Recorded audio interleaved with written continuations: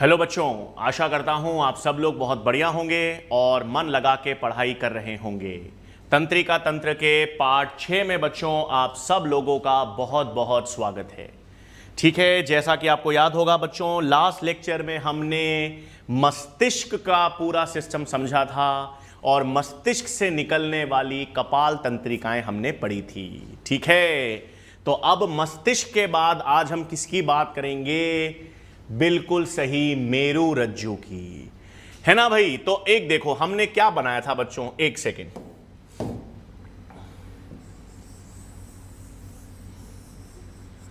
हाँ भाई,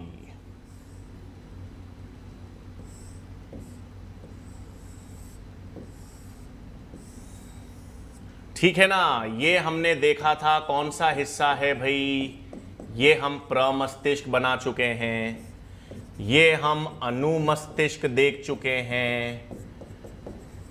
ठीक है, ये हमारे पास मध्य मस्तिष्क है, यहाँ हमारे पास पॉन्स है और ये हमारे पास मेड्यूला है ना भाई। तो अब क्या याद रखना है? अब पहली चीज, मेड्यूला जो है, यही मेड्यूला आगे चलकर किस में विस्तारित होगा? मेरु रज्जु में। बिल्कुल सही। तो आज बच्चों हम किसकी बात करेंगे? स्पाइनल कॉर्ड की, है ना। आज हम किसकी बात करेंगे? मेरु रज्जु या स्पाइनल कॉर्ड की बात करेंगे। तो मस्तिष्क का जो पश्च मस्तिष्क का आखिरी भाग कौन सा है? मेड्यूला। तो पश्च मस्तिष्क का जो आखिरी भाग मेड्यूला है ना बच्चों, यही मेड्यूला किस में खुलेगा? मेरु रज्जु या स्पाइनल कॉर्ड में खुलेगा। और मेड्यूला मेरु रज्जु में एक छिद्र या ओपनिंग के द्वारा खुलेगा। बिल्कुल सही, एक छेद या एक बड़ी ओपनिंग होती है जिसके द्वारा मेड्यूला मेरु रज्जु में खुलता है और उस छेद या ओपनिंग का नाम है फोरामेन ऑफ मैग्नम, है ना भाई। तो क्या चीज, पहली चीज पता होनी चाहिए कि मेड्यूला जो है वो मेरु रज्जु में खुलेगा। मेड्यूला मेरु रज्जु या स्पाइनल कॉर्ड में जब खुलेगा तो किस छेद के द्वारा खुलेगा? फोरामेन ऑफ मैग्नम के द्वारा। तो मेड्यूला स्पाइनल कॉर्ड या मेरु रज्जु में किस ओपनिंग के द्वारा खुलेगा बच्चों? Foramen of magnum. तो पहला बिंदु तो आपको क्या पता होना चाहिए? पहला बिंदु तो मेड्यूला स्पाइनल कॉर्ड में किसके द्वारा? बड़ा छेद फोरामेन ऑफ मैग्नम के द्वारा खुलता है ना भाई। तो मेड्यूला स्पाइनल कॉर्ड में फोरामेन ऑफ मैग्नम एक छेद है, उसके द्वारा स्पाइनल कॉर्ड में खुलेगा। ठीक है, अब हम किसकी बात करें? स्पाइनल कॉर्ड भाई। हां, अब किसकी बात करेंगे? स्पाइनल कॉर्ड या जिसे कहते हैं मेरु रज्जु। ठीक है, इसकी लंबाई लगभग होती है बच्चों 45 सेंटीमीटर। अब ये मेरु रज्जु या जो स्पाइनल कॉर्ड है बच्चों, सबसे पहले तो हां, ये पीछे की तरफ है। मेड्यूला से जो मेरु रज्जु या स्पाइनल कॉर्ड निकल रही है वो पृष्ठीय भाग में उपस्थित है। बिल्कुल सही। अब ये इस मेरु रज्जु या स्पाइनल कॉर्ड को कौन कवर करके रखता है? ये किसके भीतर पाई जाती है? हां, कशेरु की। पीछे वाली रीढ़ की हड्डी होती है ना, रीढ़ की हड्डी को हम क्या कहते हैं? कशेरु की। तो कशेरु की के मध्य क्या पाई जाती है? मेरु रज्जु पाई जाती है। अब सबसे पहली चीज बच्चों, मस्तिष्क के समान क्या संरचना मेरु रज्जु में याद रखनी है? सुनो एक एक करके। सबसे पहले बच्चों, मस्तिष्क जो था, मस्तिष्क आपके पास क्रेनियम कपाल के भीतर पाया जाता है। इसी तरह से मेरु रज्जु भी कशेरुकी के मध्य पाई जाती है। फिर मस्तिष्क को आवृत करने में 3 परत काम करती थी, क्रेनियल मेनिंजेस। याद है पिछले लेक्चर में? बाहर वाली ड्यूरामेटर, मध्य वाली एरेक्नॉइड मेटर और अंदर वाली पायामेटर। और मस्तिष्क के भीतर जो खोखले गड्ढे यानी निलय थे, उनके भीतर CSF प्रवाहित होता था। तो वो सेम चीज स्पाइनल कॉर्ड में भी होगी। मस्तिष्क के जैसे जैसे मेरुरज्जु भी ड्यूरामेटर, एरेक्नॉइड मेटर और पाया मेटर के द्वारा आवृत रहेगी, और मस्तिष्क के जैसे जैसे मेरुरज्जु के भीतर भी CSF प्रवाहित होगा। तो पहला लक्षण तो मेरुरज्जु में क्या याद रखना है कि मस्तिष्क के समान, है ना भाई, मस्तिष्क के समान स्पाइनल कॉर्ड में या स्पाइनल कॉर्ड में CSF प्रवाहित होता है एवं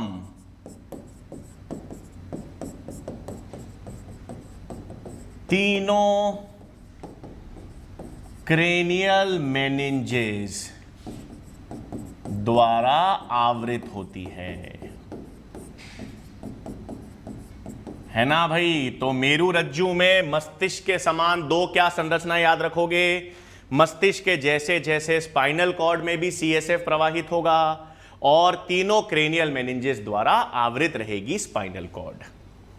अब स्पाइनल कॉर्ड चालू तो हो गई भाई, पश्च मस्तिष्क मेड्यूला के नीचे से चालू हो गई। अब कहां तक विस्तारित रहेगी, हां कहां तक आपको याद होगा बच्चों, हम जब कशेरुकी पढ़ेंगे आगे चलकर तो गर्दन वाली कशेरुकी सर्वाइकल कशेरुकी कहलाती है, हम पढ़ेंगे। चेस्ट के पीछे वाली जो कशेरुकी है, हां उसे अपन वक्षीय कशेरुकी कहते हैं, और वक्षीय कशेरुकी के बाद जो कमर वाली है उसे लुम्बर कशेरुकी कहते हैं। उसे कमर वाली, हां ये जो कमर वाली कशेरुकी है इसे क्या कहते हैं, लुम्बर कशेरुकी।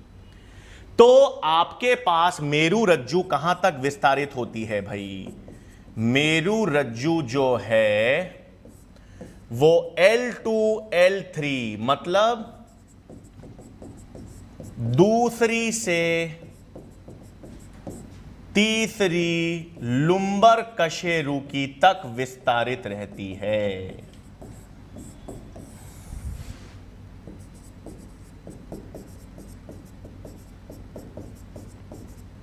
ठीक है ना भाई। भाई मेरुरज्जु चालू कहां से हो गई, मेड्यूला खत्म हुआ, मेड्यूला किसमें खुला, मेरुरज्जु में, ये पीछे है मेरुरज्जु, ये गर्दन से सर्वाइकल, फिर कशेरुकी कौन सी, वक्षीय, और फिर ये कमर वाली लुम्बर कशेरुकी। कमर वाली कौन सी कशेरुकी है, लुम्बर कशेरुकी।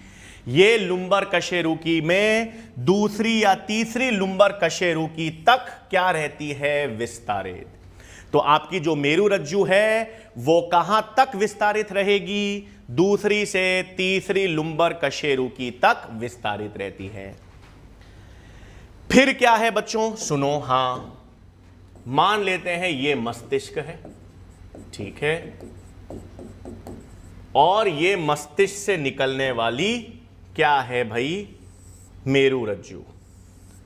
तो देखो भाई ये अगर मेरुरज्जु है, हां तो इसमें क्या याद रखना है, मेरुरज्जु का जो अग्रभाग है ना बच्चों, अग्रभाग वो तो चौड़ा होता है, और पश्च भाग जो है वो संकीर्ण हो जाता है। और मेरुरज्जु का पश्च भाग जो संकीर्ण हो जाता है उसे हम कहते हैं बच्चों कोनस मेड्यूलरिस। एक और नाम बता रहा हूं, क्या है, मेरुरज्जु ये रहा, है ना। मेरुरज्जु का जो अग्रभाग है वो तो चौड़ा है, चौड़ा मतलब बताए कितना, ये मार्कर दिख रहा है बच्चों आपको, हां मार्कर से थोड़ा, पेंसिल होती है, पेंसिल से थोड़ी सी चौड़ी होती है मेरुरज्जु, हां ये मार्कर पेंसिल से ज्यादा चौड़ा है। तो ये मार्कर दिख रहा है आपको बच्चों, लगभग इतनी चौड़ाई होती है मेरुरज्जु की। तो अग्रभाग तो इतना चौड़ा होता है, लेकिन जो उसका पश्च भाग है वो और सिकुड़ जाता है, पश्च भाग और संकीर्ण हो जाता है। और मेरुरज्जु का पश्च भाग जो संकीर्ण हो जाता है उसे क्या कह देते हैं, कोनस मेड्यूलरिस। मतलब ये L2 L3 के स्थल पर, है ना भाई। आखिरी हिस्सा कहां तक होगा, लुम्बर कशेरुकी L2 L3, तो दूसरे से तीसरी लुम्बर कशेरुकी पर इसका भाग बिल्कुल संकीर्ण होगा मेरुरज्जु का, और उसे हम क्या कहेंगे? कोनस मेड्यूलरिस। तो मेरुरज्जु का पश्च भाग जो संकीर्ण हो जाता है उसे कहते हैं कोनस मेड्यूलरिस।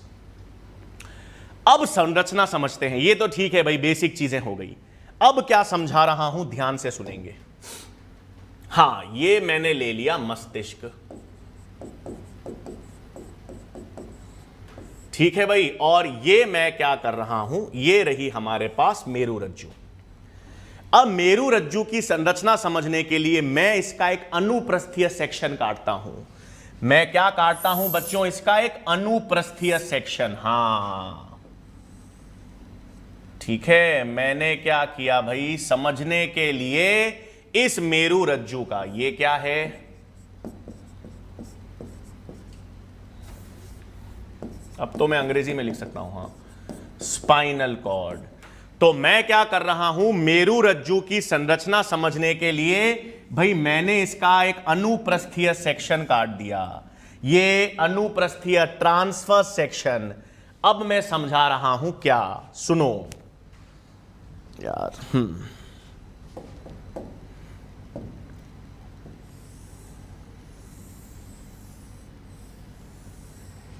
ठीक है बच्चों, मैंने क्या किया है, ये एक मेरुरज्जु का एक अनुप्रस्थीय या ट्रांसवर्स सेक्शन काट के यहां पर बताया है।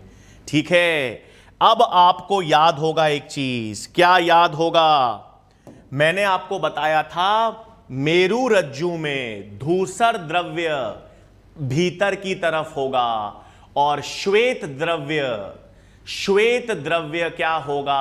बाहर की तरफ, है ना। तो यहां क्या किया भाई, ये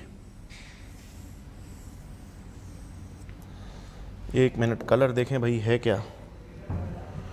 ग्रेइश कलर है? नहीं,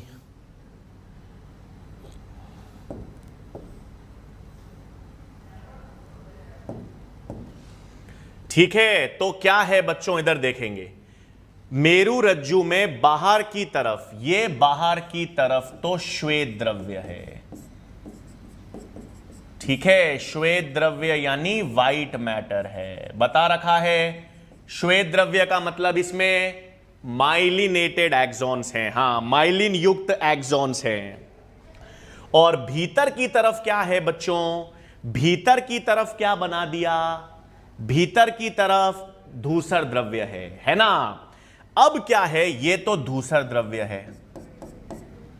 ये इसको मैं क्या करूं, कलर करें आज इसको, चलो। हां, ये भीतर की तरफ क्या है भाई? धूसर द्रव्य है।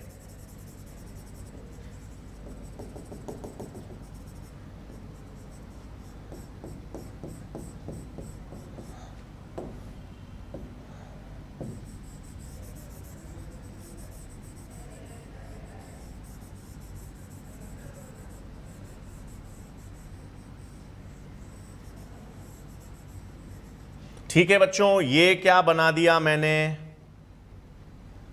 ये आपके पास धूसर द्रव्य है। तो ये तो हमको मालूम ही है कि एक मेरुरज्जु की अगर अपन बात करें, किसकी? मेरुरज्जु में बाहर की तरफ श्वेत द्रव्य होगा, भीतर की तरफ धूसर द्रव्य। धूसर द्रव्य मतलब यहां पर सेल बॉडीज होंगी, हां, कोशिका की काय और नॉन माइलिन युक्त एक्सॉन होंगे। अब क्या है, सुनो बच्चों, मैं मान लेते हैं मेरुरज्जु, ये मैंने मेरुरज्जु सेक्शन काटा है। आगे वाला हिस्सा कौन सा है? अधर्य। पीछे वाला हिस्सा कौन सा है? पृष्ठीय। आगे वाला हिस्सा क्या है बच्चों? अधर्य। पीछे वाला हिस्सा पृष्ठीय है। तो ये पीछे वाला हिस्सा, इसे मैं कह देता हूं पृष्ठीय, ये पृष्ठीय भाग, और ये आगे वाला अधर्य भाग, है ना भाई।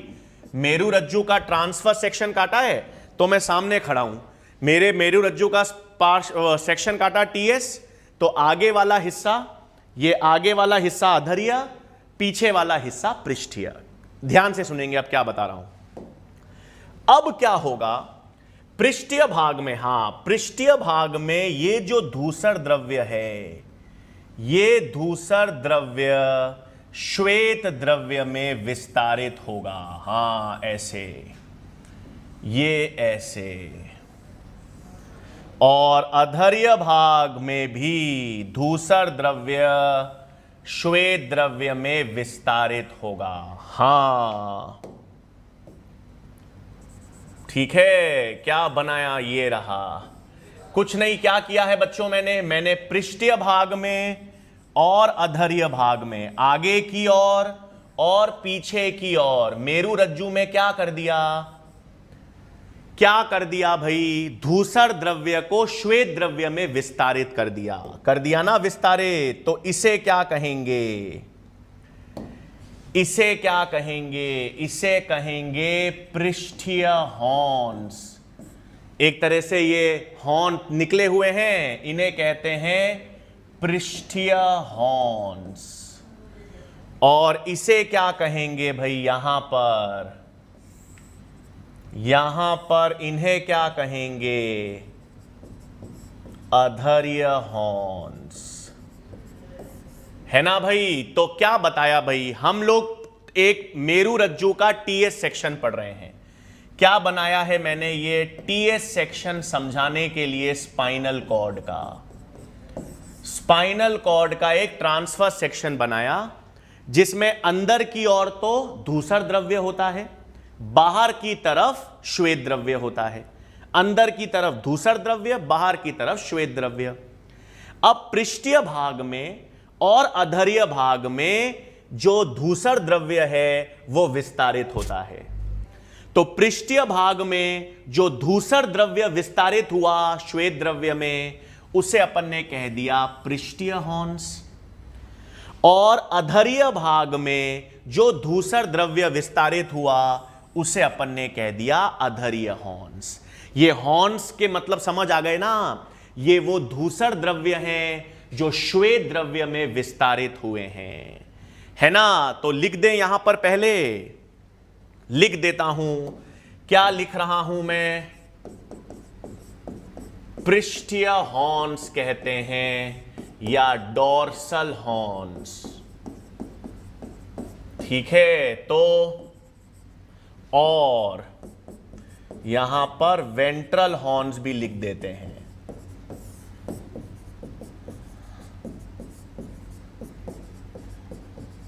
क्या हो गए बच्चों, डोर्सल हॉर्न्स और वेंट्रल हॉर्न्स क्या हो गए, ये दोनों को साथ लिखें। ये क्या हैं, धूसर द्रव्य यानी ग्रे मैटर जो श्वेत द्रव्य में विस्तारित होते हैं, ठीक है। तो धूसर द्रव्य जो श्वेत द्रव्य में विस्तारित होंगे पृष्ठीय भाग में और अधर्य भाग में, उनको अपन ने हॉर्न्स कह दिया, ठीक है। इतना क्लियर हो गई। अब सुनो ये क्यों बता रहा हूं, अब काम समझेंगे मेरु रज्जु का। एक सेकेंड भाई, वापस क्या किया अपन ने,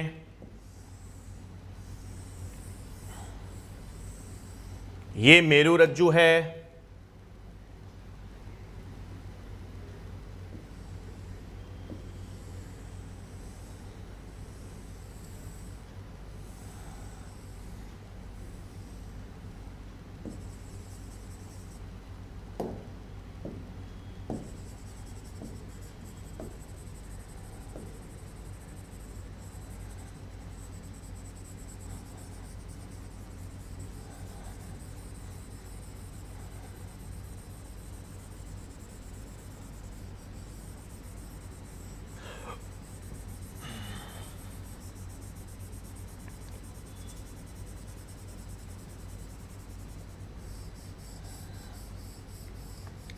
ठीक है बच्चों। ये तो स्पाइनल कॉर्ड की संरचना अब आपको क्लियर हो गई होगी, ये धूसर द्रव्य और श्वेत द्रव्य, ठीक है ना। अब एक सेकेंड,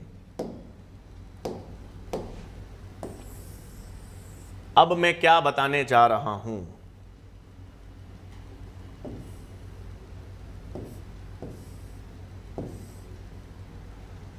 हाँ बच्चों, अब सुनेंगे। ये तो मैंने बता दिया स्पाइनल कॉर्ड की संरचना। ये स्पाइनल कॉर्ड की संरचना में ये हो गए डोर्सल हॉर्न्स और ये हो गए वेंट्रल हॉर्न्स। ठीक है ना भाई? ये स्पाइनल कॉर्ड का टीएस है। ये मेरु रज्जु का ट्रांसफर सेक्शन, ये अधर्य हॉर्न्स, अधर्य नीचे और पृष्ठीय। अब क्या होता है देखो बच्चों, एक चीज याद रखना, स्पाइनल कॉर्ड का क्या काम है सुनो। यहां पर मान लेते हैं मेरे पास ऊपर, एक सेकेंड,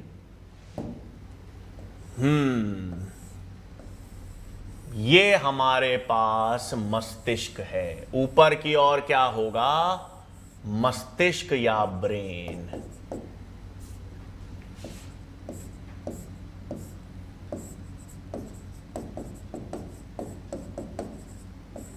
है ना बच्चों?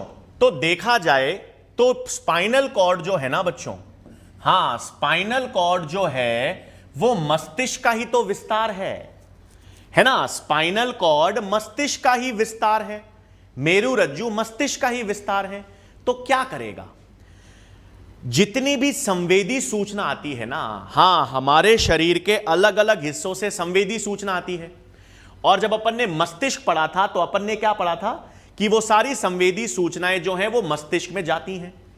लेकिन कहां से होते हुए जाती है?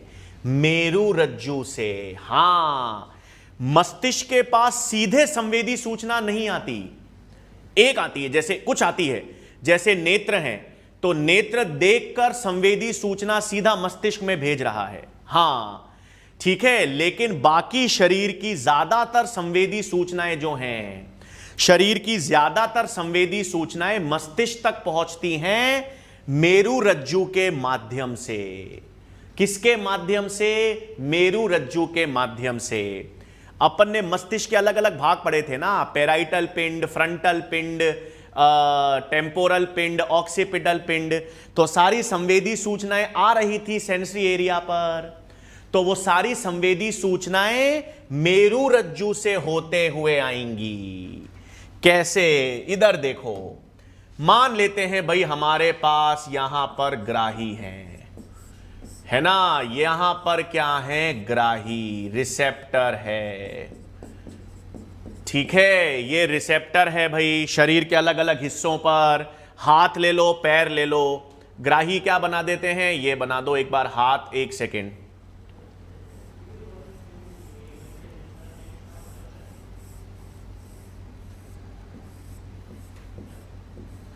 हाथ बना दो,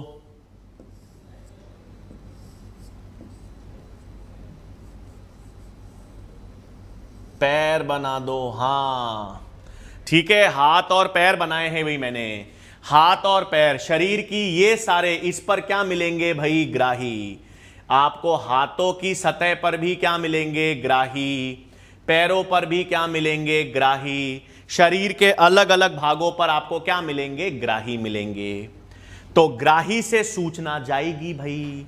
हां, ग्राही से सूचना कौन लेकर जाएगा?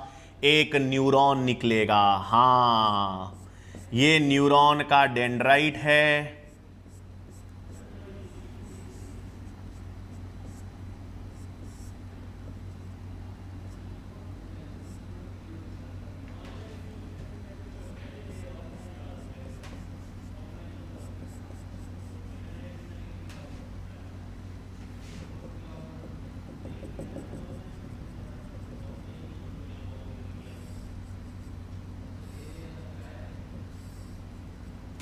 ठीक है, तो क्या है भाई, हाथ और पैर के जितने भी ग्राही होंगे, हमारे शरीर में जितने भी संवेदी सूचना हैं, वो किसके द्वारा? इस संवेदी न्यूरॉन के द्वारा। किसके द्वारा बच्चों? संवेदी न्यूरॉन या सेंसरी न्यूरॉन के द्वारा कहां पहुंचेगी? मेरु रज्जु में। और मेरु रज्जु जो है ना, वो इस सूचना को कहां पर भेजेगी? मस्तिष्क में। यहां से भी हाथों से आ रही है, ये रही हाथों से, हाँ ये हाथों से सेंसरी न्यूरॉन यहां पर कहाँ जाएगी, मस्तिष्क में। पैरों से संवेदी सूचना से बिल्कुल यहां पर जाएगी और कहाँ भेजी जाएगी, मस्तिष्क में, है ना। तो क्या हो रहा है, जितनी भी संवेदी सूचना मस्तिष्क में जाएगी ना, मस्तिष्क के अलग अलग भागों में जाएगी, वो सारी संवेदी सूचना किस रास्ते से होते हुए जाएगी, किस रास्ते से होते हुए जाएगी भाई, मेरु रज्जु से होते हुए जाएगी। फिर विश्लेषण कौन करेगा, मस्तिष्क। विश्लेषण कौन करेगा भाई, मस्तिष्क करेगा। फिर यहां पर संवेदी सूचना पहुंची, उसका विश्लेषण होगा और फिर चालक पथ, हां फिर सूचना वापस मस्तिष्क भेजेगा, वापस सूचना मस्तिष्क भेजेगा ना, हां अब ये सूचना भेजेगा यहां पर या कहीं पर भी भेजेगा, और उससे क्या होगा, उससे सूचनाएं, उससे फिर स्पाइनल कॉर्ड, वापस इनका प्रसारण, हां कहां पर जाएगा, टारगेट अंगों की तरफ, है ना भाई। क्या है, देखो क्या बता रहा हूं, हमने बात तो सिर्फ मस्तिष्क की थी पहले, और आज अपन ने मस्तिष्क के बाद किसकी बात की है, मेरु रज्जु की। आपको सिंपल इमेजिन ये करना है, मेरु रज्जु एक वो रास्ता है जिससे संवेदी सूचना जाएगी और चालक सूचना वापस आएगी, है ना। तो संवेदी सूचना गई, संवेदी सूचना मेरु रज्जु से होते हुए मस्तिष्क में जाएगी, फिर मस्तिष्क उसका विश्लेषण करेगा, प्रोसेसिंग करेगा, कौन सा क्षेत्र, एसोसिएशन क्षेत्र। फिर प्रमस्तिष्क का जो चालक भाग था फ्रंटल भाग में, मोटर एरिया, वो मोटर एरिया मेरु रज्जु के माध्यम से टारगेट अंगों तक बताएगा क्या करना है। पेशियों पर भेजेगा तो पेशियां संकुचन करेंगी। इसका मतलब सुनो उदाहरण, ये रहा मेरा हाथ, ये क्या है बच्चों, मेरा हाथ, ये मैं संकुचन कर रहा हूं, मेरा हाथ है, मैं क्या कर रहा हूं बच्चों, संकुचन। तो सबसे पहले अगर यहां से सूचना जाएगी संवेदी न्यूरॉन के द्वारा, संवेदी न्यूरॉन से सूचना कहां जाएगी, मेरु रज्जु में, मेरु रज्जु से कहां जाएगी, मस्तिष्क में, फिर उसका विश्लेषण होगा, फिर मस्तिष्क से वापस आएगी और मेरु रज्जु से होते हुए टारगेट अंग, या तो पेशियों में संकुचन होगा या ग्रंथियों पे जाएगी तो कोई स्त्रावन होगा। तो अब याद क्या रखना है, ठीक है, अब सुनो, इसको मैं एक चीज काम करता हूं। तो इसका मतलब बच्चों हमें क्या मालूम चला, सुनो,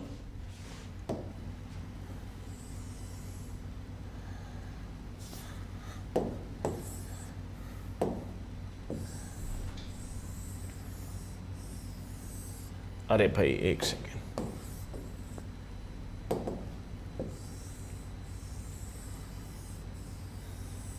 ठीक है ना। ये जो मेरु रज्जु है,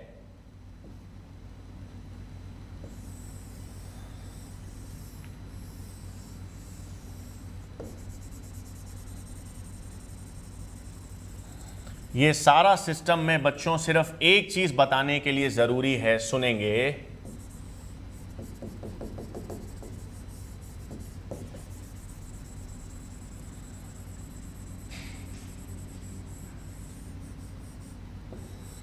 वो क्या है भाई, हां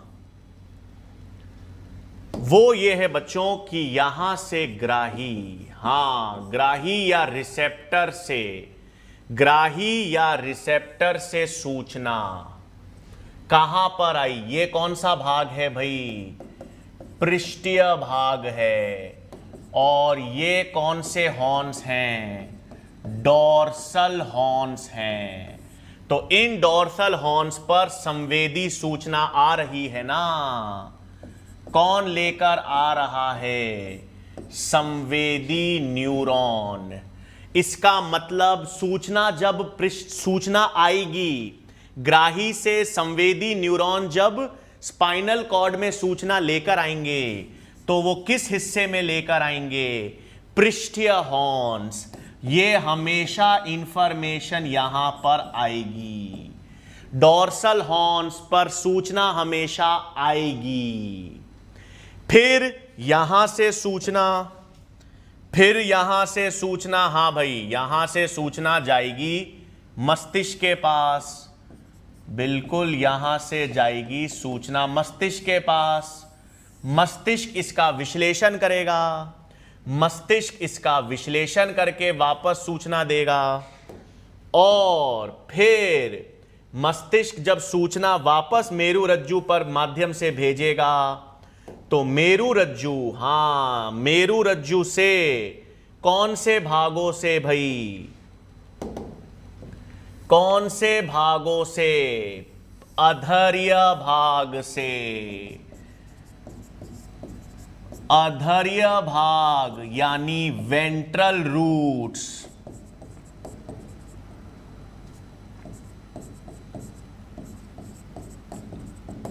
इनसे सूचनाएं निकलेंगी चालक न्यूरॉन, और इनसे सूचनाएं निकलेंगी ना बच्चों तो कहां पर जाएंगी? टारगेट अंग की तरफ जाएगी। तो इस पूरे चित्र से आपको याद रखना है कि संवेदी सूचना किस हिस्से पर आती है? पृष्ठीय हॉर्न से आती है ना? पृष्ठीय हॉर्न से आती है। और चालक सूचना किससे निकलती है? अधर्य रूट से निकलती है। यही सूचना मेरुरज्जु में आएगी, मेरुरज्जु से मस्तिष्क में जाएगी, मस्तिष्क उसका विश्लेषण करेगा, फिर एक चालक सूचना देगा। वो चालक सूचना मेरुरज्जु से वापस टारगेट अंग की तरफ जाएगी। तो चालक सूचना यानी चालक न्यूरॉन कहां से निकल रहे हैं? अधर्य भाग या वेंट्रल रूट से।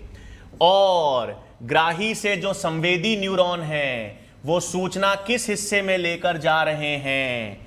पृष्ठीय भाग या डोर्सल हॉर्न्स।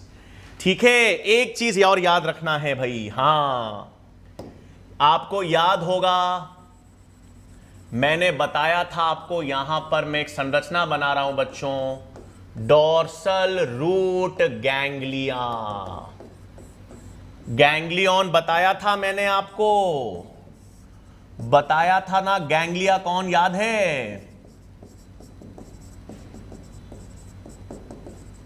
गैंग्लिया मैंने आपको बताया था सेल बॉडी होती है। वो सेल बॉडी जो परिधीय तंत्रिका तंत्र में होगी, है ना? मस्तिष्क और मेरुरज्जु के बाहर ये संवेदी न्यूरॉन, ये चालक न्यूरॉन, ये सब पीएनएस का भाग ही तो हैं। मस्तिष्क और मेरुरज्जु के बाहर वाला हिस्सा तो क्या है? परिधीय तंत्रिका तंत्र। उनकी सेल बॉडी को क्या कहेंगे? डोर्सल और वेंट्रल रूट गैंग्लियन। तो हमेशा याद रखना है, डोर्सल हॉर्न या डोर्सल रूट गैंग्लिया जो मेरुरज्जु से होगा वो हमेशा संवेदी होगा, उससे सूचना आएगी। और जो अधर्य यानी वेंट्रल रूट या वेंट्रल रूट गैंग्लिया है, इसको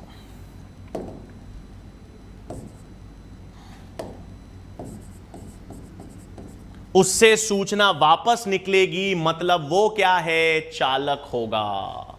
तो यही इंपॉर्टेंट चीज है भाई जो मैं लिख देता हूं, इंपॉर्टेंट यही चीज याद रखनी है। क्या क्या भाई? मेरुरज्जु में यानी स्पाइनल कॉर्ड में जो पृष्ठीय हिस्सा है, पृष्ठीय, जिसको आप डोर्सल हॉर्न्स कह दो, या जो कौन सा हिस्सा है? डोर्सल रूट गैंग्लिया, है ना? जिसमें सेल बॉडी है, और या जिसको मैं कह देता हूं अधर्य यानी वेंट्रल हॉर्न्स और उसकी सेल बॉडी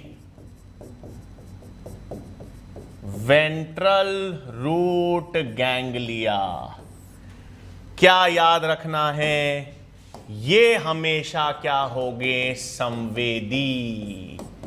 इससे सूचना, इस वाले भाग से सूचना आएगी और ये चालक यानी मोटर, इनसे सूचना वापस जाएगी।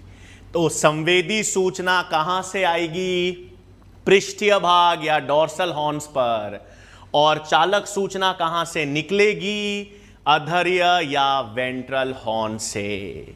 है ना भाई, इधर देखो वापस। ठीक है, कोई भी संवेदी सूचना जब संवेदी न्यूरॉन लेकर आएगा तो वो मेरुरज्जु के कौन से भाग पर लेकर आएगा, dorsal horns, dorsal root ganglia. फिर ये सूचना मस्तिष्क पे जाएगी, फिर सूचना मस्तिष्क पे जाएगी, अलग अलग मस्तिष्क के भागों पर उनका विश्लेषण होगा। फिर मस्तिष्क को जो सूचना प्रसारित करनी है, चालक पथ मस्तिष्क मेरुरज्जु के कौन से हिस्से पर, अधर्य या वेंट्रल रूट पे भेजेगा, और वेंट्रल हॉर्न्स या वेंट्रल रूट गैंग्लिया से चालक न्यूरॉन सूचना ले जाएंगे कहां पर, टारगेट अंगों की तरफ। तो डोर्सल यानी पृष्ठीय भाग जो है स्पाइनल मेरुरज्जु का, वो संवेदी होगा, और जो अधर्य भाग है वेंट्रल रूट जो है वो मोटर या चालक होगा।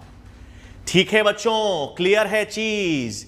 तो मेरुरज्जु मेन क्या कर रही है, कोई भी संवेदी सूचना प्रमस्तिष्क पर भेजने के पहले किस रास्ते से होते हुए जाएगी, इस रास्ते से होते हुए मेरुरज्जु के पृष्ठीय भाग से होते हुए जाएगी। और मस्तिष्क जब विश्लेषण करने के बाद कोई सूचना का वापस प्रसारण करेगा चालक पथ के द्वारा, तो वो किस रास्ते से होते हुए जाएगी, वो स्पाइनल कॉर्ड के अधर्य भाग से होते हुए जाएगी। उदाहरण के तौर पे सुनो, उदाहरण के तौर पे मेरे इस पर सुनो, मेरे हाथों पर चींटी चल रही है। ठीक है, मेरे हाथों पर चींटी चल रही है, तो हाथों पर चींटी चल रही है, इसकी संवेदी सूचना दो जगह से जाएगी। एक तो मेरे हाथों पर ग्राही होंगे, ग्राही है वो चींटी के गति को महसूस करेंगे, और एक मेरे नेत्र भी उस चींटी को देखेंगे। तो नेत्रों से तो सूचना सीधा प्रमस्तिष्क पे जाएगी कि ये छोटी सी चीज रेंग रही है, वो चींटी है, वो तो नेत्रों से चली गई। और उसका जो गति है चींटी की, वो त्वचा पे जो ग्राही थे, वो सूचना सेंसरी न्यूरॉन से कहां लेकर जाएंगे, मेरुरज्जु पर। मेरुरज्जु का पृष्ठीय भाग से सूचना जाएगी मस्तिष्क में, मस्तिष्क में गई फ्रंटल लोब। अब अपन ने सोचा क्या करना इस चींटी का, है ना, इस चींटी को मारूं क्या, नहीं यार, जानवरों को, जंतुओं को नहीं मारना है, मारूंगा तो नहीं, इस चींटी को मैं यहां से हटाकर नीचे गिरा देता हूं, यही सोचेगा प्रमस्तिष्क। तो प्रमस्तिष्क ने विश्लेषण किया कि भाई इस चींटी का क्या करना है, मारूंगा तो नहीं, मैं इस चींटी को यहां से नीचे फर्श पे रख देता हूं। यह विश्लेषण आ गया। विश्लेषण गया कहां पर, अधर्य भाग। वो अधर्य भाग से सूचना गई कि इस दूसरे हाथ में इन पेशियों के माध्यम से इसको मैंने चींटी को फर्श पे रख दिया, है ना। तो कोई भी संवेदी सूचना, शरीर से संवेदी सूचना ग्राही के माध्यम से आएगी, ग्राही के माध्यम से संवेदी न्यूरॉन लेकर आएगा। कौन से हिस्से में लेकर आएगा, पृष्ठीय भाग में लेकर आएगा, स्पाइनल कॉर्ड के, और फिर वो स्पाइनल कॉर्ड मस्तिष्क में भेजेगी। मस्तिष्क शांति से विश्लेषण करेगा, क्या करना है, बाहर फेंकना है, मारना है, रखना है। विश्लेषण के आधार पर एक डिसीजन लेगा, और उस प्रतिक्रिया यानी चालक प्रतिक्रिया स्पाइनल कॉर्ड के अधर्य भाग से होते हुए, चालक न्यूरॉन से होते हुए टारगेट अंगों तक जाएगी। तो सिस्टम क्या हुआ, ग्राही, फिर संवेदी न्यूरॉन, फिर पूरा सीएनएस का भाग, मेरुरज्जु, मस्तिष्क, विश्लेषण, फिर अधर्य भाग, चालक न्यूरॉन और टारगेट अंग। है ना भाई, ये चीज हो गई। अब क्या होता है सुनो, ये तो अपन ने सिंपल सिस्टम देख लिया जो स्पाइनल कॉर्ड का है। अब काफी बार सुनो, अब एक चीज मान लो, अब आपके पास एक गरम भगोना है, ठीक है, एक क्या है, गरम भगोना, और आपके पास एक गरम भगोने को हाथ लगाओगे। अगर आप एक गरम भगोने को हाथ लगाओगे तो क्या होगा, यही सिस्टम होगा क्या, गरम संवेदी सूचना जाएगी, संवेदी सूचना मेरु रज्जु तक जाएगी पृष्ठीय भाग से होते हुए, फिर मस्तिष्क के पास जाएगी, मस्तिष्क उसका विश्लेषण करेगा, क्या करूं, फिर बताएगा कि अच्छा आराम से हाथ हटा लो। ऐसा होगा क्या, नहीं ना। गरम इतनी देर लगाओगे, इतनी देर मस्तिष्क को सोचने समझने की क्षमता दोगे, मस्तिष्क आराम से उसका विश्लेषण करे, सोचे, तब तक तो आपकी उंगली जल जाएगी, है ना, तब तक तो आपकी उंगली जल जाएगी। एक कैंडल है, आप पता ही नहीं चला, कैंडल पे आपने किसी व्यक्ति ने आपका हाथ कैंडल पे एकदम मारा, तो आप अचानक से हटाओगे ना, या सोच समझ के हटाओगे, अचानक से। मतलब ये ऐसी प्रतिक्रियाएं हैं जिसमें अचानक अनैच्छिक रूप से काम करना पड़ेगा। गरम जगह पर हाथ लगाया, जलती हुई चीज पर हाथ लगाया, तो आराम से विश्लेषण करने के बाद हटाओगे या अचानक से हटाओगे हाथ, अचानक से। उसे ही क्या कहते हैं, उसे ही हम प्रतिवर्ती क्रिया या रिफ्लेक्स एक्शन कहते हैं, है ना भाई। ये प्रतिकृति, जैसे आपकी आंख है, आंखों में एकदम कचरा चला जाता है, या कोई आंखों पे एकदम आपके हाथ डालता है तो एकदम से आप आई को ब्लिंक करते हो, हाँ, ये क्या है, रिफ्लेक्स एक्शन है। तो अब सुनो, मेरु रज्जु का एक और काम, हाँ, वो हम किस में समझ रहे हैं, रिफ्लेक्स एक्शन में। यानी अब हम किसकी बात करें बच्चों, प्रतिवर्ती प्रक्रिया की, रिफ्लेक्स एक्शन। अब सुनो बच्चों, क्या है ये, इसमें क्या होगा, सुन लो पहले। प्रतिवर्ती क्रिया के मैंने दो उदाहरण बताए, दो उदाहरण आप सोच लो, दो क्या तीन उदाहरण समझा देता हूं, सुनो। ये आपका जो घुटना होता है ना बच्चों, हाँ, घुटने पर एक हड्डी होती है पटेला, उस घुटने के नीचे, मतलब घुटने पे जो पटेला है ना, उस घुटने के हल्के से नीचे अगर आप एक हथौड़े से मारोगे ना तो झटका आएगा घुटने पर। हाँ, कोशिश करना कभी ज्यादा तेज मत मारना, लेकिन अगर आप घुटने पर अपने घुटने को या घुटने के हल्के से नीचे अगर एक हथौड़ा या कुछ मारोगे ना तो एक नी जर्क, हाँ, एक प्रतिक्रिया होती है। वो प्रतिक्रिया, या एक जली हुई मोमबत्ती पर आप उंगली डालो तो उससे एकदम अचानक से हटाने वाली प्रतिक्रिया, या गरम भगोने पर, गैस पे रखे, चूल्हे पे रखे हुए कोई बर्तन पे अगर आप हाथ लगाओ और गर्म होने पर अचानक से हाथ हटा लेते हो, ये सब किसका उदाहरण है, प्रतिवर्ती क्रिया का। तो इन सब में क्या हो रहा है, इन सब में जो हम प्रतिक्रिया दे रहे हैं वो आराम से दे रहे हैं या तत्कालीन दे रहे हैं। तत्कालीन हटा रहे हो हाथ, तत्कालीन हाथ हटा रहे हो, तत्कालीन झटका आ रहा है आपके पास, आपके घुटने पर, तो ये तत्कालीन प्रतिक्रिया है।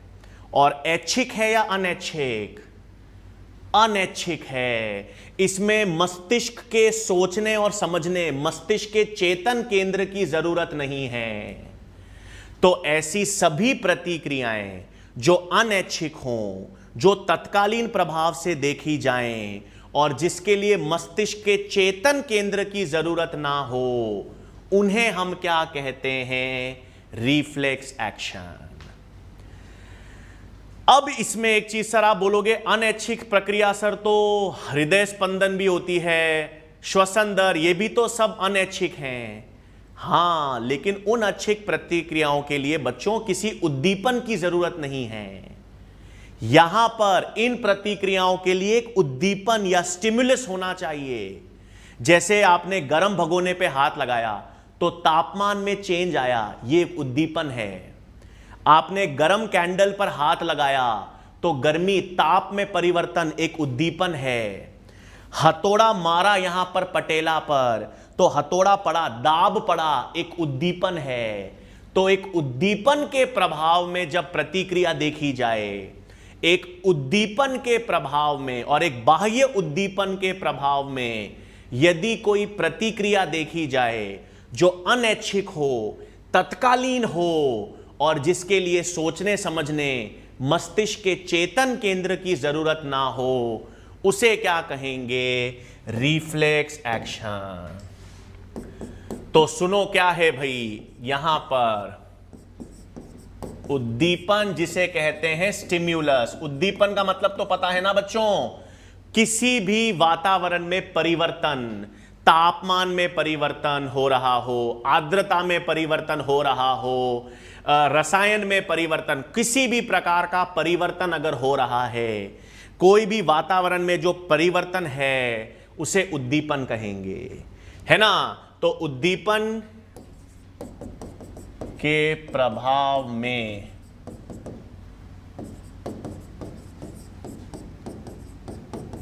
देखी जाने वाली, है ना भाई, उद्दीपन के प्रभाव में देखी जाने वाली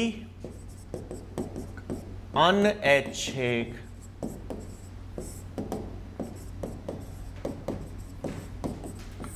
तत्कालीन प्रतिक्रिया जिसमें मस्तिष्क के चेतन केंद्र की आवश्यकता ना हो, उसे क्या कहेंगे भाई? उसे रिफ्लेक्स एक्शन कहते हैं।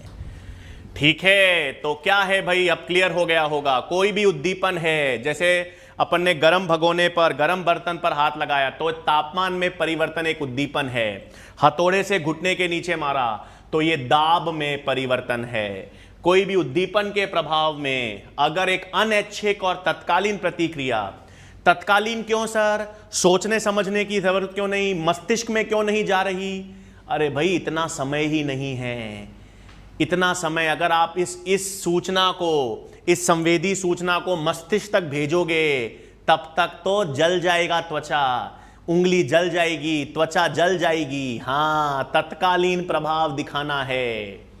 और ये रिफ्लेक्स एक्शन एनिमल्स में बहुत होते हैं। यही आपको बचाता है। इंसानों को बचाने में, हमारे सर्वाइवल के लिए ये रिफ्लेक्स एक्शन जरूरी है। आज सोचो, ये हर चीज में आपको सोचने समझने की जरूरत पड़ती तो कोई डेंजर वाली इमरजेंसी कंडीशन में सरवाइव करना मुश्किल हो जाता, है ना। काफी बार ऐसे डर लगते ही बिना सोचे समझे भाग जाते हैं ना। हां, जान बचाता है।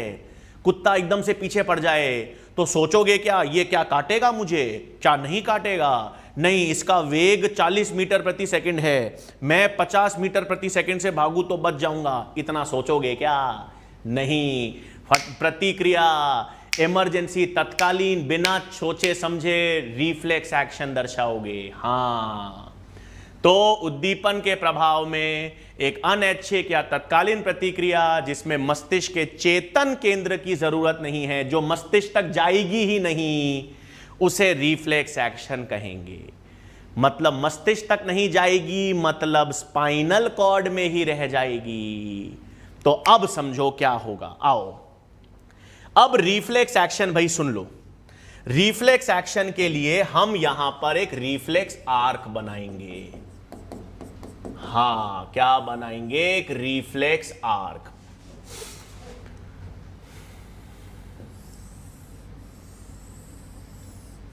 आज मेरू रज्जू का ट्रांसफर सेक्शन अपन ने बहुत बार बनाया है। अरे यार,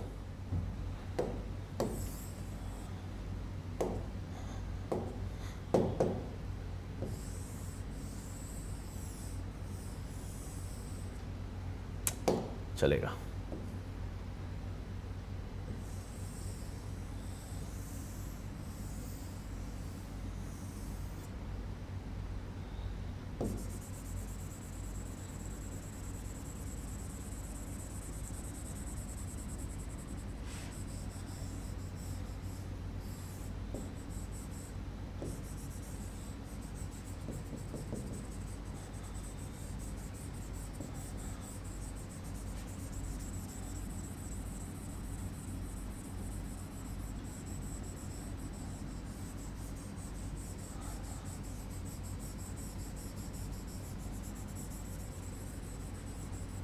ठीक है बच्चों, तो अपन क्या कर रहे हैं, एक रिफ्लेक्स एक्शन समझ रहे हैं। ठीक है, रिफ्लेक्स एक्शन की शुरुआत तो कहां पर होगी, एक ग्राही से होगी।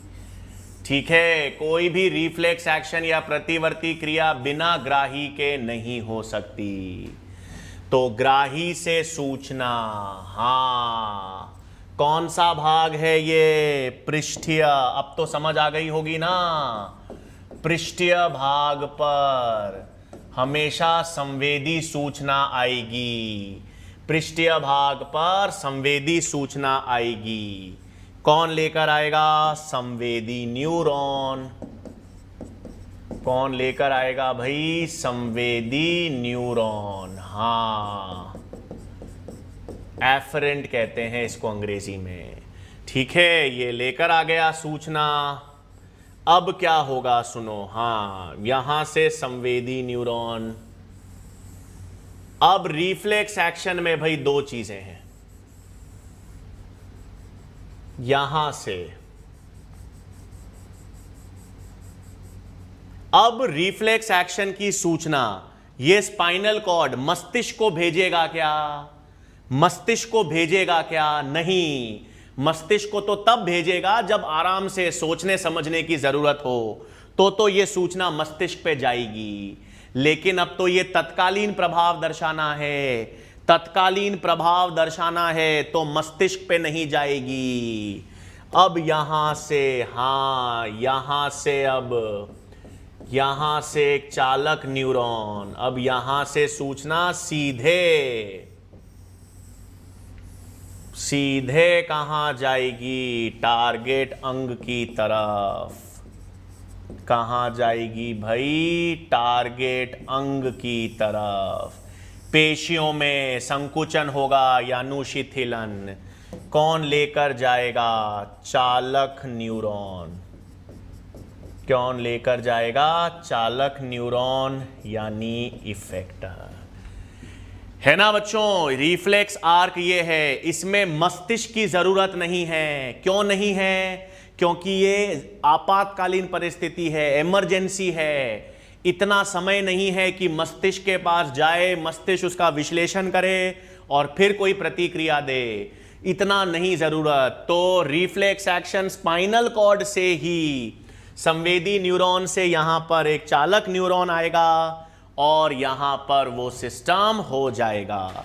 तो इस रिफ्लेक्स आर्क में बच्चों मैंने क्या क्या बनाया है, इस रिफ्लेक्स आर्क में मैंने क्या बनाया है, ग्राही, ग्राही से क्या निकला, संवेदी न्यूरॉन। संवेदी न्यूरॉन ने किसके साथ, चालक न्यूरॉन से टारगेट अंग। ये एक किसका उदाहरण बताया बच्चों मैंने, ये एक नी जर्क रिफ्लेक्स का उदाहरण है। ये क्या है बच्चों, एक नी जर्क रिफ्लेक्स है। हाँ, वो घुटने वाला, घुटने के नीचे अगर आप मारोगे, घुटने के नीचे अगर आप मारोगे हथौड़ा, तो जो प्रभाव या प्रतिक्रिया देखी जाएगी वो नी जर्क रिफ्लेक्स है। वो क्या है, नी जर्क रिफ्लेक्स। अब एक चीज सुनो, एक चीज और एनसीईआरटी के डायग्राम के हिसाब से बना रहा हूं बच्चों, एक इंपॉर्टेंट चीज सुनना। ये एक और मैंने यहां पर एक और चीज,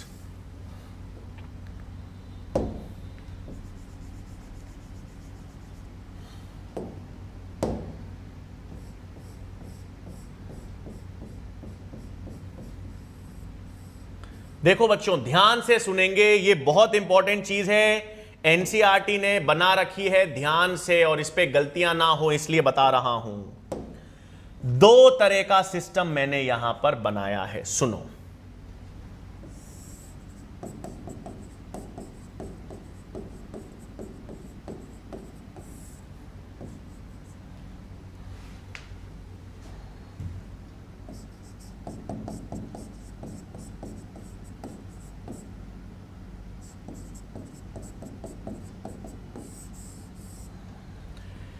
देखो बच्चों, दो तरह के रिफ्लेक्सेस मैं बताऊंगा अभी आपको, दो तरह के। हां, क्या है सुनो। पहले मैंने इस चित्र में दो चीजें बनाई हैं बच्चों। इस चित्र में क्या बनाई है, दो चीजें बनाई है, सुनेंगे ध्यान से। पहले वाले भाग में देखो, नीले रंग का एक चालक न्यूरॉन मोटर न्यूरॉन है, सॉरी संवेदी न्यूरॉन है, वो लाल चालक न्यूरॉन के साथ डायरेक्टली कनेक्शन बना रहा है। संवेदी न्यूरॉन नीले रंग का सीधे लाल रंग के चालक न्यूरॉन के साथ कनेक्शन बना रहा है। मतलब संवेदी न्यूरॉन और चालक न्यूरॉन के मध्य क्या है, एक ही साइनैप्स है। संवेदी न्यूरॉन और चालक न्यूरॉन के मध्य एक ही साइनैप्स है। यह मोनोसाइनैप्टिक रिफ्लेक्स कहलाता है। क्या कहलाता है, मोनोसाइनैप्टिक रिफ्लेक्स। मोनोसाइनैप्टिक रिफ्लेक्स। मोनोसाइनैप्टिक क्यों भाई, क्योंकि संवेदी न्यूरॉन सीधा प्रत्यक्ष रूप से चालक न्यूरॉन के साथ साइनैप्स बना देता है। और इसका उदाहरण ये नी जर्क रिफ्लेक्स है, वो हथौड़ा जो आप पैर के नीचे, आप घुटने के नीचे मारोगे, वो वाला। लेकिन एक दूसरा चित्र देखो बच्चों, दूसरे चित्र में मतलब दूसरे भाग में संवेदी न्यूरॉन और चालक न्यूरॉन के बीच में, संवेदी न्यूरॉन और चालक न्यूरॉन के बीच में मैंने इंटर न्यूरॉन्स जोड़े हैं। इसका मतलब इंटर न्यूरॉन्स का मतलब कई सारे न्यूरॉन्स होंगे, 1 2 3 ज्यादा भी हो सकते हैं। तो एक से अधिक न्यूरॉन्स होंगे तो एक से अधिक साइनैप्स भी होगा, और एक से अधिक साइनैप्स होगा तो उसे कहते हैं पॉलीसाइनैप्टिक रिफ्लेक्स। मतलब गर्म भगोने से जब आप हाथ हटा लेते हो, जलती हुई कैंडल से हाथ हटा लेते हो, यह विड्रॉल रिफ्लेक्स पॉलीसाइनैप्टिक रिफ्लेक्स है। इसमें संवेदी और चालक न्यूरॉन्स के मध्य इंटर न्यूरॉन्स होते हैं। और जो ये है पटेला वाला नी जर्क रिफ्लेक्स, घुटने वाला, उसमें सीधा संवेदी न्यूरॉन चालक न्यूरॉन के साथ साइनैप्स बनाता है।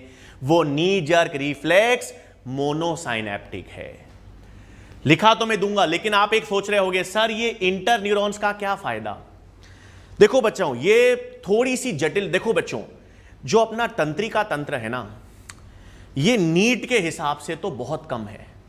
नीट के लिए जो आपने अगर अपनी एनसीईआरटी टेक्स्ट बुक भी देखी होगी तो ज्यादा कुछ है ही नहीं। एनसीईआरटी ने सिर्फ रिफ्लेक्स एक्शन का एक डायग्राम बना रखा है, मस्तिष्क के कोई भागों के कार्य भी नहीं समझा रखे। तो नीट के हिसाब से तो बच्चों बहुत बेसिक्स पूछे जाते हैं नर्वस सिस्टम के। लेकिन मैं यहां पर आपको समझा रहा हूं चीजें कैसी होती हैं, क्योंकि नर्वस सिस्टम बच्चों सबसे जटिल तंत्र है। इतनी सारी चीजें हैं, इतने सारे रिफ्लेक्सेस, लाखों हजारों तरह के रिफ्लेक्स एक्शन होते हैं बच्चों, हजारों तरह के रिफ्लेक्स एक्शन हैं। मोनोसाइनैप्टिक है, पॉलीसाइनैप्टिक में भी एक इंटर न्यूरॉन वाले, 2 इंटर न्यूरॉन वाले, ज्यादा इंटर न्यूरॉन वाले, बहुत जटिल रिफ्लेक्स एक्शन होते हैं। लेकिन फिर भी मैं बता रहा हूं, ये जो इंटर न्यूरॉन्स का रोल है ना बच्चों, ये विश्लेषण में काम करता है।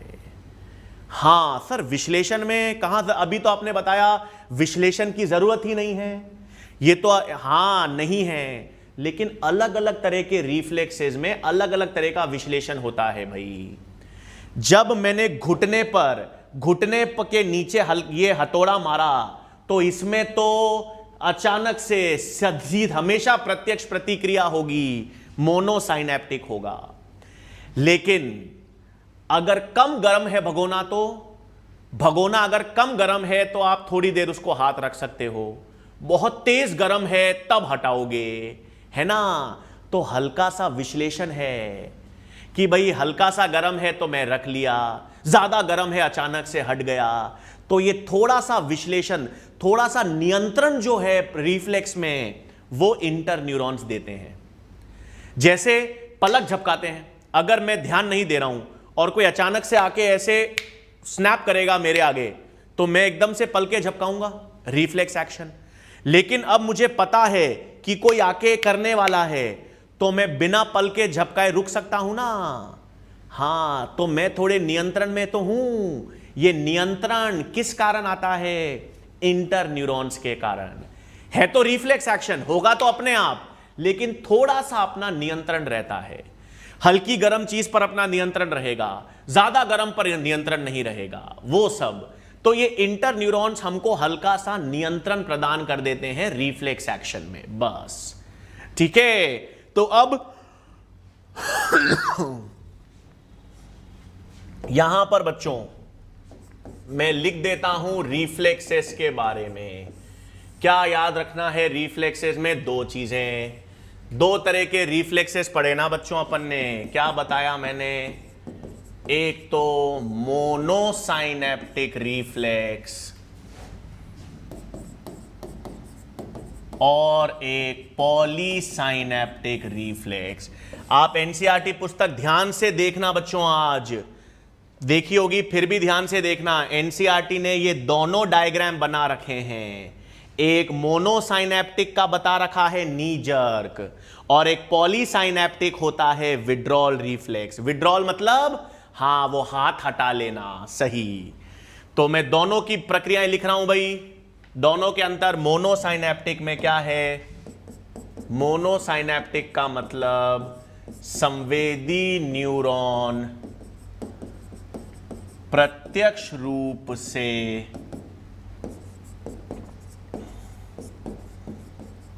चालक न्यूरॉन के साथ साइनेप्स बनाता है। मतलब इसमें क्या नहीं होंगे? इंटर न्यूरॉन्स नहीं होते। और जबकि पॉलीसाइनेप्टिक में क्या है भाई? पॉलीसाइनेप्टिक में संवेदी न्यूरॉन्स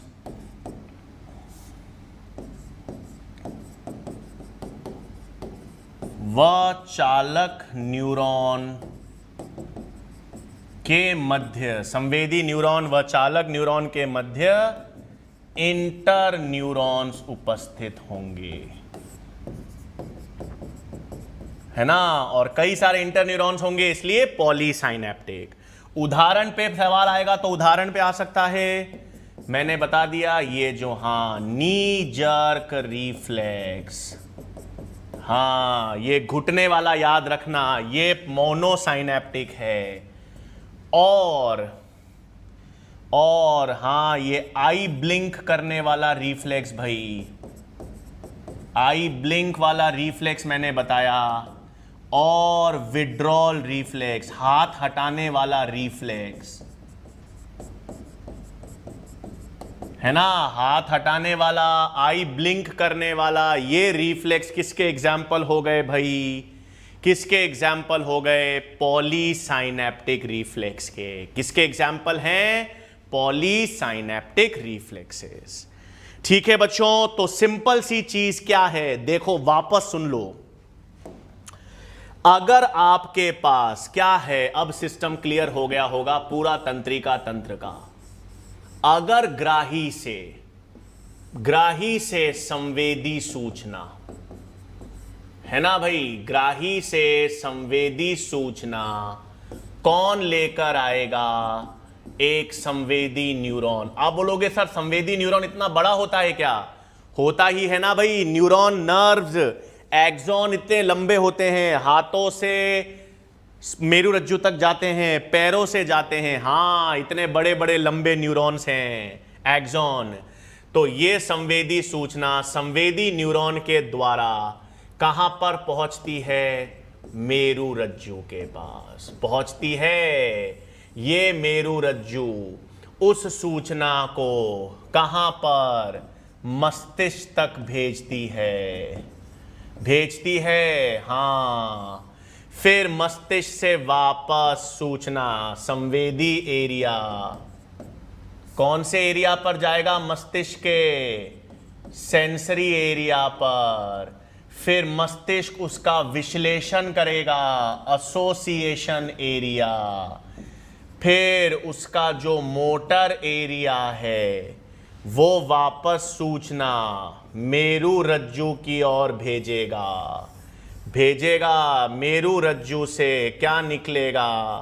संवेदी यानी चालक सूचना और चालक न्यूरॉन कहां जाएगा? टारगेट अंग की तरफ। टारगेट अंग क्या हो सकता है? पेशियां हो सकती हैं, ग्रंथियां हो सकती हैं, है ना भाई? यही तो सिस्टम है। ग्राही से संवेदी सूचना मेरुरज्जु, मेरुरज्जु के कौन से भाग पर? पृष्ठीय। और यहां पर मस्तिष्क में संवेदी क्षेत्र पर पहुंचेगी, विश्लेषण होगा, चालक पथ कौन सा? अधर्य। कौन सा भाग? अधर्य। और उससे चालक न्यूरॉन कहां पर भेजेंगे? पेशियों में या ग्रंथियों में। लेकिन अगर कोई ऐसी प्रतिक्रिया की जरूरत है जो अचानक से होनी चाहिए, जो जान बचाने के लिए जरूरी है, सर्वाइवल के लिए जरूरी है, तो मेरुरज्जु खुद ही बायपास कर सकती है। हां, तो मेरुरज्जु वो सूचना मस्तिष्क तक नहीं जाएगी, इतना समय ही नहीं है कि मस्तिष्क उसका विश्लेषण कर सके, तो सीधे ही चालक न्यूरॉन के द्वारा पेशियों में संकुचन कर देगी, मस्तिष्क का यूज नहीं करेगी। तो वो क्या हो गई? प्रतिवर्ती क्रिया। क्लियर है बच्चों चीज? क्लियर है चीज? ये रिफ्लेक्स एक्शन अपन ने समझा है भाई। अब एक और चीज बच्चों, अंत में एक चीज और याद रख लेंगे, सिंपल सा। हां, ये जो रिफ्लेक्सेस है ना बच्चों, ये और तरह के होते हैं। हां, एक तो होते हैं ये सिंपल रिफ्लेक्सेस, सिंपल या सरल रिफ्लेक्सेस, और एक होते हैं बच्चों कंडीशनड रिफ्लेक्सेस। हां, सरल और कंडीशनड। देखो बच्चों, वो सारी प्रतिक्रियाएं, वो सारे रिफ्लेक्सेस जो एक पैदा हुआ बच्चा कर सके, वो पलक झपकाता है, उबासी लेता है, हां, उसके घुटने पर मारो तो उसके घुटने में प्रतिक्रिया होती है, गर्म हाथ, हां, ये सारी प्रतिक्रियाएं जो एक बच्चे में, पैदा होने वाले बच्चे में देखी जाती है, ऐसी प्रतिक्रियाएं जिसमें कोई अनुभव या सीखने की जरूरत नहीं होती, उन्हें अपन सरल रिफ्लेक्सेस या सिंपल रिफ्लेक्सेस कहते हैं। और गाड़ी चलाना, साइकिलिंग करना, स्विमिंग करना, इनको सीखना पड़ता है। आपको साइकिल चलानी सीखनी पड़ती है, गाड़ी चलानी सीखनी पड़ती है, स्विमिंग सीखना पड़ता है। लेकिन सीखने के बाद हर बार जब आप गाड़ी में बैठते हो तो आपको सोचना पड़ता है कि गाड़ी कैसे चलाऊं। हर बार साइकिल पे बैठते हो तो सोचना पड़ता है कैसे चलाऊं। हर बार नहीं ना, सीखने के बाद तो फिर वो अनैच्छिक हो गई। तो ऐसी प्रतिक्रियाएं जिनको सीखने की या अनुभव की जरूरत होती हो, उन्हें कहते हैं कंडीशनड रिफ्लेक्सेस, है ना भाई? तो ऐसी प्रतिक्रियाएं, सिंपल सा याद रखना है, जिन्हें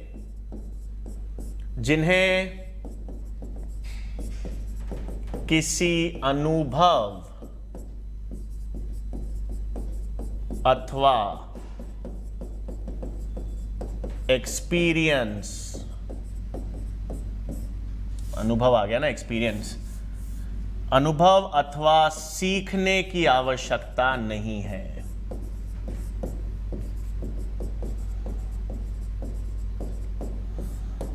वो क्या हो गई भाई? Simple reflex. मतलब वही आई ब्लिंक करना, यॉर्निंग, उबासी लेना इत्यादि, बिल्कुल जो नवजात शिशु कर सकता है। और कंडीशन रिफ्लेक्स मतलब ऐसी प्रतिक्रियाएं जिन्हें अनुभव या सीखने की आवश्यकता हो, उन्हें क्या कहेंगे? Conditioned reflex. साइकिलिंग, ड्राइविंग इत्यादि। और इसके जनक कौन थे भाई? किसने बताया हमको इसके बारे में? कंडीशन रिफ्लेक्स के बारे में किसने बताया बच्चों? Ivan Pavlov. ठीक है, तो ये बच्चों हमने प्रतिवर्ती प्रक्रियाओं की बात कर ली है, आज के लिए काफी है। अब नेक्स्ट लेक्चर में बच्चों, नेक्स्ट लेक्चर में हम थोड़ा सा स्वायत्त तंत्रिका तंत्र की बात और डिसऑर्डर्स पढ़ेंगे। ठीक है बच्चों, तो आई होप आज मेरु रज्जु और रिफ्लेक्स एक्शन क्लियर हो गया होगा। नेक्स्ट लेक्चर में बच्चों मुलाकात होगी। धन्यवाद।